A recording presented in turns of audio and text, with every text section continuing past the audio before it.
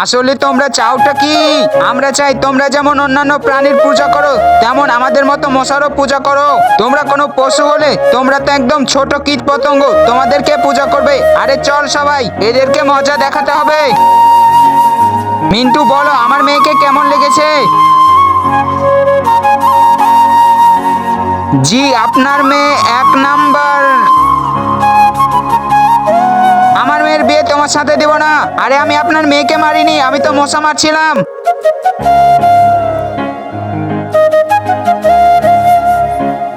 আরে আমাকে তো হাঁকতে দে, তোদের জন্য তো হাঁকতে পারছি না।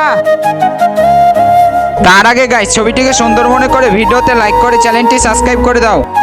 আরে তোমরা আমার বিয়ে ভেঙে দিলে, আর আমাকে তো ঘুমাতেই দিলে না, আর আমাকে তো হাঁকতেই দেয়নি। আমি তো বলেছিলাম মশার পূজা করো তাহলে তোমরা ভালো থাকবে। এখন আমাদের দিকে ফুল চালাও আর মোমবাতি জ্বালিয়ে পূজা করো।